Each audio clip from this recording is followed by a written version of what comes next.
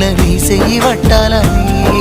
నల్లని సీకట్లో ఒకదాన్నే కూసున్న దిక్కులేని పచ్చినయ్యి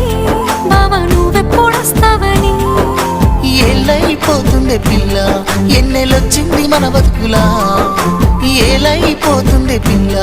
ఏలు వట్టంగా వస్తున్నాయా ఇన్నాళ్ళ ఎడబాటు ఎడవాసిపోతుందిలే ఈ సీనయ్య గుండున్నదే సినదారా నీ కోసము ఈ దూరాన్ని చెరుపుతూ తీరాల కగిలింది అందాల ఈ మానవు